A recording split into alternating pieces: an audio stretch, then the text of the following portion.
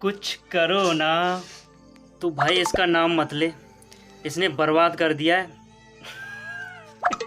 ये किसान लोग लाचार हैं या सिस्टम ने बना रखा है? कोरोना ने सोच और सोच दोनों पे ही मजबूर कर दिया है आदमी को। ओ मेरे लाचारी किसान, पिछले 50 सालों से देश के सिस्टम की नीतियों ने किसान को लाचार बना रखा है। ये अब पूछ रहे हैं। वो कैसे? इसके लिए पिछले 50 सालों के आंकड़ों का पता होना बहुत ज़रूरी है। आंकड़ों के बारे में, वो भी ये। आंकड़े इनसे पूछो, एक्सपर्ट है ये। 50 साल पहले 1970 में किसान की इनकम यानी गेहूं की कीमत 76 रुपये प्रति कुंटल थी, जो 2020 में अब कितनी है? वही होगी 1700 या 1800 प्रति कुंटल के लगभग 1700 रुपये। 1700 नहीं, 1800 है, 1800। चल जो भी है, 1800 मान ले। तो किसान की इनकम में 23 गुना इजाफा हुआ। बस इतनी सी ग्रोथ, वो भी 50 साल में। और इन्हीं 50 सालों में सरकारी मुलाजिम की इनकम में इजाफा 120 से 150 गुना हुआ, वो भी उनका बेसिक पे और डीए जोड़ के। अच्छा, अरे भाई नौकरी छोड़ देते अगर इतनी ग्रोथ 23 गुना अगर नौकरी वालों की बड़ी होती तो। बिल्कुल, कोई भी आज नौकरी नहीं करता। क्या? लेकिन इन्हीं की तरह अगर 100 गुना भी इनकी कीमत, गेहूं की कीमत दे दी जाती तो आज 7600 रुपये प्रति कुंटल गेहूं होता। 7600 तो बहुत हो जाएंगे, फिर तो किसी से कोई चीज मांगने की जरूरत भी नहीं पड़ेगी। समझे मेरे लाचारी किसान की जनरेशन, आपको सरकार से कोई भीख नहीं मांगनी पड़ती। यदि किसान की बात रखी जाए तो सो कॉल्ड इकोनॉमिक एक्सपर्ट, तथा कथित सरकारी एक्सपर्ट, हाँ वही कहते हैं कि पैसा कहाँ से आएगा। पैसा? पैसा जो खाए है सो दिए। किसान की सबसे बड़ी प्रॉब्लम तो यही है कि किसान की फसल और रेट सो कॉल्ड एक्सपर्ट का। क्रेडिट स्विस बैंक की स्टडी कहती है कि जब 7वां वेतन आयोग लगा तो हर साल लगभग 5 लाख करोड़ का एडिशनल खर्चा आया। तब तो किसी एक्सपर्ट ने नहीं बोला कि ये इतना पैसा कहाँ से आएगा। इस बारे में किसी ने पूछा? नहीं तो। किसी भी एक्सपर्ट ने नहीं बोला कि फिजिकल डेफिसिट बढ़ जाएगा। ज़्यादा नहीं यार, सिर्फ 2 लाख करोड़ अगर दे देना तो देश में हाहाकार मच जाएगा। कितने पैसे दे, कहाँ से दिए? तो फिर सच क्या है? कि किसान को आर्थिक नीतियों को जानने की ज़रूरत है। अच्छा, ये आर्थिक नीतियाँ ये जान लेगा हैं?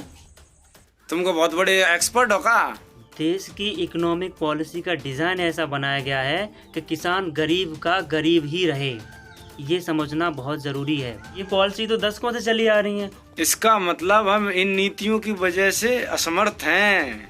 किसान की खुशहाली या उसकी बेहतरी के लिए ये बीच का रास्ता निकालते हैं। जैसे किसान सम्मान निधि 4 महीने के लिए, 4 महीने में 2000 रुपये।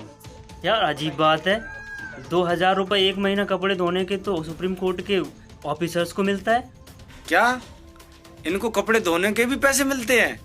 ऊपर से अलग अलग डिपार्टमेंट आपस में लड़ते भी हैं कि ये जो पैसे कपड़े धोने के लिए दिए जा रहे हैं ये तो कम है, इतने में कपड़े धुलते ही नहीं हैं। आपस में लड़ते भी हैं? क्या किसी ने कहा कि किसान को हाउस रेंट मिला या उसको एजुकेशन रेंट मिला? कभी नहीं। कभी उसको हेल्थ अलाउंस मिला? क्या उसके बच्चों को मेडिकल लॉस मिला? ये तो सोचने वाली बात है। आखिर किसान ही क्यों? क्या वो इस देश की सोसाइटी का हिस्सा नहीं है? अरे कैसी बात कर रहे हैं आप? हम तो सोसाइटी में ही रहते हैं, बिल्कुल सोसाइटी में रहते हैं। इन आर्थिक नीतियों का आप खेल समझो।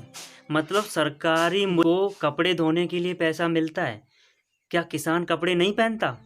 कभी तुमने सुना है क्या कि किसान को कपड़े धोने के लिए पैसे दिए हों सरकार ने? नहीं सुना। नीतियाँ समझिए। सरकारी नौकरी वाले को इतने सारे अलाउंसेस मिलते हैं। अगर किसी व्यक्ति को 108 अलाउंसेस मिलेंगे, क्या उसे तनख्वाह की ज़रूरत है इस देश में? लेकिन भाई साहब एमएसपी तो दिया जाता है।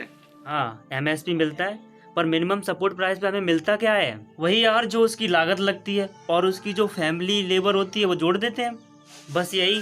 और कोई महंगाई भत्ता तो मिलता नहीं है। आखिर किसान ने जुल्म क्या किया है? कभी किसान की एमएसपी पे हाउस रेंट जोड़ा गया? हेल्थ अलाउंस जोड़ा गया? एजुकेशन अलाउंस जोड़ा गया क्या उसके? हमें तो ऐसा लगता है जैसे कि उसको बच्चे भी नहीं पालने हो। इस देश की सरकारें हमें क्यों मानते हैं कि किसान उनके ऊपर बोझ है? ऐसा लगता है जैसे दान कर रहे हो। आप दान नहीं, उसको एक्सप्लॉइट कर रहे हो, उसको निचोड़ रहे हो। जबकि उसी के साथ आपकी अर्थव्यवस्था चलती है। फिर तो ये पीढ़ी दर पीढ़ी का खेल बना रखा है। ये जो अर्थव्यवस्था का ढांचा है ना, जब तक इसको नहीं बदला जाएगा तब तक किसान ऐसे ही दबा रहेगा। तो हमें हमेशा किसान ही रहना पड़ेगा इन नीतियों की वजह से। कहा बिल्कुल रहना पड़ेगा। तभी तो एक बदहाल फैमिली को खुशहाल फैमिली में बदलने के लिए भारत में 7 पीढ़ियां लगती हैं।